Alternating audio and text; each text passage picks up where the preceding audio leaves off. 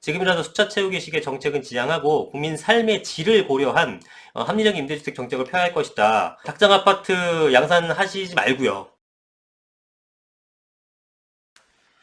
네, 안녕하세요. 이승우 소장입니다.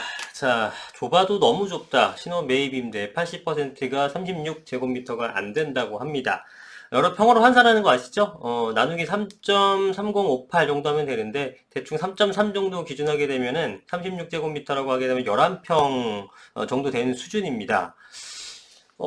굉장히 작죠, 여러분들. 네, 굉장히 작기 때문에, 이런 집에서 살게 되면 삶의 질이 좋을 수가 없어요. 근데 무려 8%도 아니고 80%가 이 사이즈가 안 된다라는 거예요. 그래서 최저 주거 기준이 있는데 그 기준에도 못 미치고 그 중에서 12%는 7.9평, 사실상 원룸도 안 되는 원룸 정도 수준의 집이다라고 하는 겁니다. 여러분들이 매입 임대의 이게 실태예요. 자, 보세요. 다가구 주택을 매입해 신혼부부에게 공공임대주택으로 공급하는 매입 임대의 약 80%가 정부에서 정한 최저 주거 기준에 못 미치는 것으로 나타났다. 본인들이 정해놓고 거기에도 못 미치는 거를 80% 한다고 하게 되면 이거는 숫자 어떤 물량만 맞춰놓고 뭐 11만 원 공급하네 얼마를 공급하네 맞춰놓고 실제로는 거주하기 굉장히 불편한 그런 것들을 양산한다라는 거죠. 또 쓸데없는 데 돈이 들어가는 것이 아닌가 좀 우려스러운 생각이 듭니다. 그래서 올해 10월부터 내년 1월까지 입주자를 모집하는 서울 신혼부부 다가구 매입 임대주택 204가구 중 LH에서 하는 겁니다. 약 77%에 해당하는 157가구가 3인 가구 최고 주거 기준 면적인 10.9평보다 좁은 것으로 나타났다. 이 중에 24가구는 7.9평에도 미치지 못했다라는 겁니다.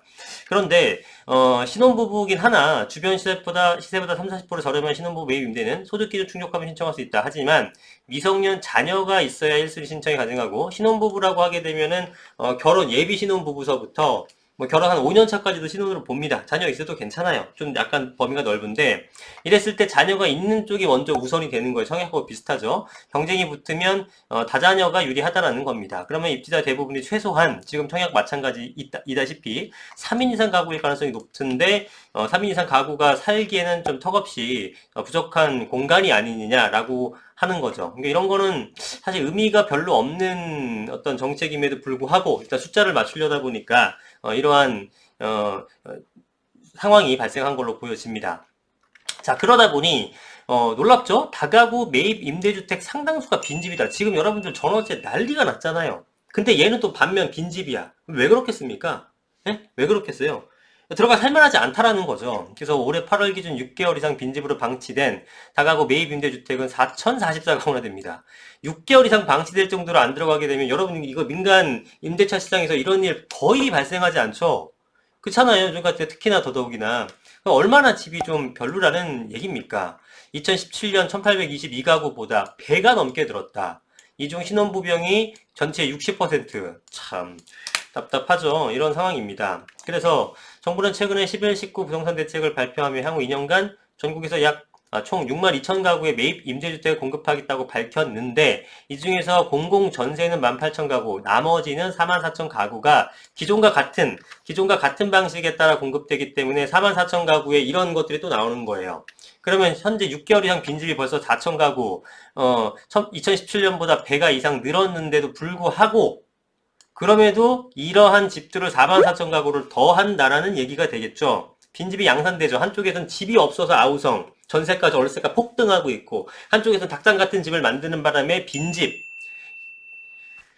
그렇습니다. 그래서 제가 그 전에 이거 처음에 뭐 용적률 상향시켜서 공급대책 발표했을 때 영상 링크 띄워드릴게요. 닭장 아파트라고 하면서 제가 영상을 찍은 적이 있죠. 그게 고스란히 지금 예상이 맞아 떨어지고 있는 겁니다.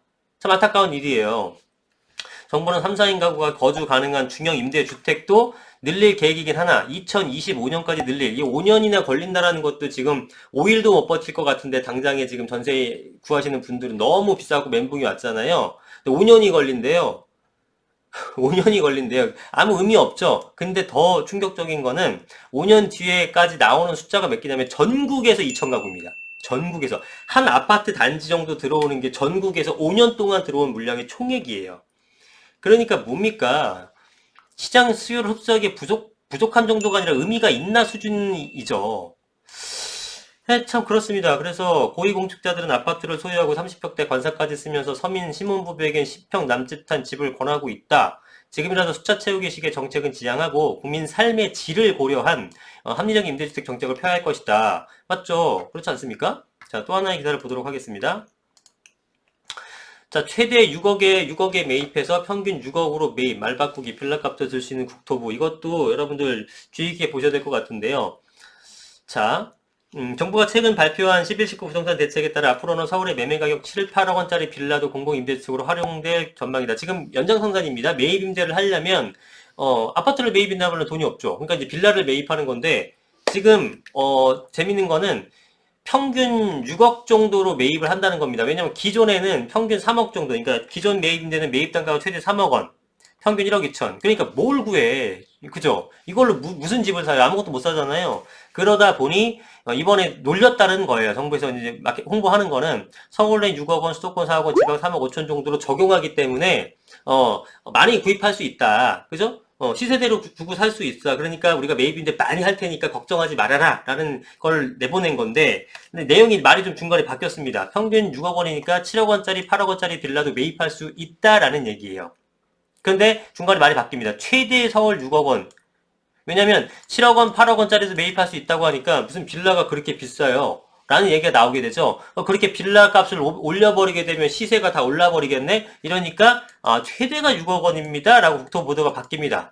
그럼 불과 2시간 만에 다시 또 수정해서 평균 6억 원입니다. 또 이러고 있어요. 왜냐면 국토부 장관이 평균 6억 원이니까 7, 8억 원도 있을 수 있다라고 발언을 했는데 국토부 보도자료에서 최대 6억 원이라면 말이 앞뒤가 안 맞으니까 다시 이렇게 바꾼 거예요.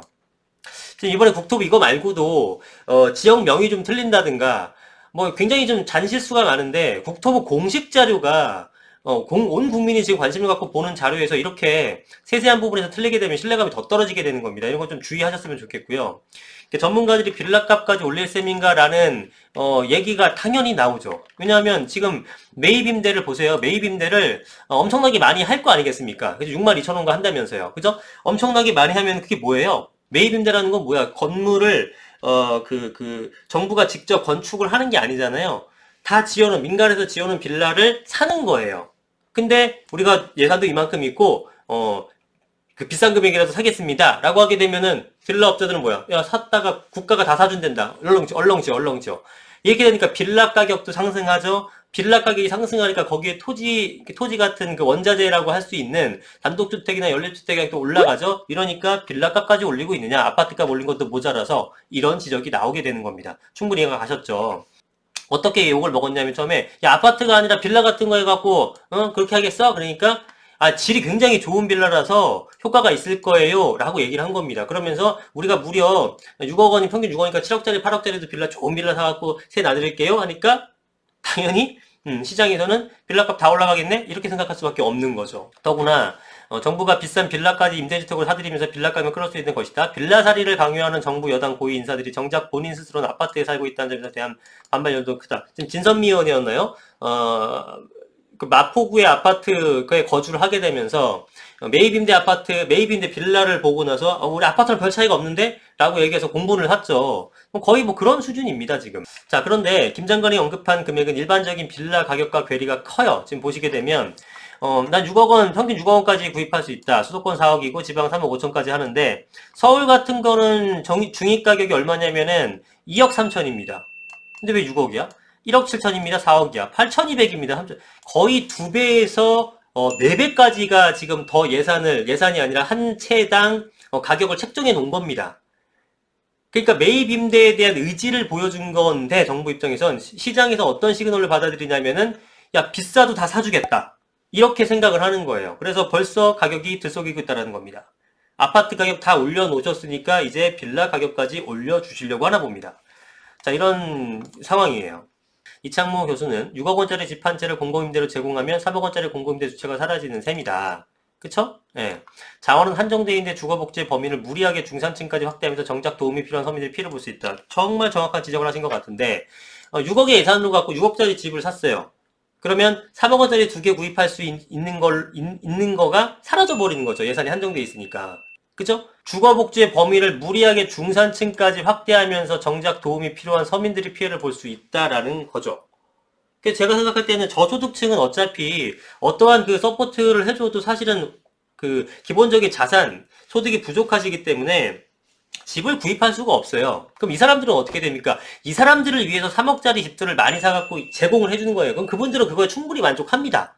그죠? 지금 삶의 질이 워낙에 떨어져 있기 때문에 저소득층 분들. 근데 6억 원 정도 되는 사람들이면 조금 더 얘네들 서포트 지원을 해줘갖고 내 집 마련을 할 수 있게 해주면 돼요.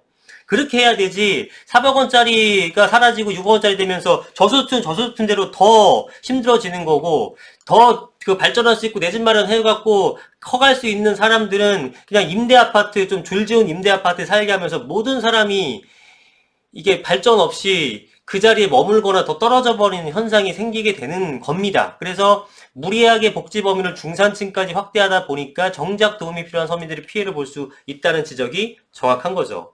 자, 그래서 지금, 왜 이렇게 실수들을 많이 하는지, 이제는 뭐, 사실 뭐 놀랍지도 않은데 매일 나오는 실수니까. 또, 이제 빌라 가격 여러분들 아파트 구입하기 힘드시잖아요. 빌라 구입하십시오. 빌라 가격 제가 볼 때 서울의 빌라 가격은 충분히 가격 상승할 수 있습니다. 그렇게 될 수밖에 없어요. 상식적으로 생각해보세요, 여러분들. 정부라는 어마어마한 공용 수요자가 생긴 거예요, 빌라는. 그냥 뭐, 무작위적으로 매입 임대 해야 돼요. 지금 전세는 해결해야 될 거 아닙니까? 공장, 지금 막 건물을 지을 수는 없잖아요. 주택을 지을 수는 없잖아요. 그러니까 지어진 거 매입해야 돼요. 그쵸? 엄청난 수요가 생긴 거라니까요. 6만 2천 명의 수요가 생긴 거예요. 6만 2천 가구 공급한다라는 것은. 가격이 올라가겠죠. 당연히. 그죠? 그리고, 닭장 아파트 양산하시지 말고요.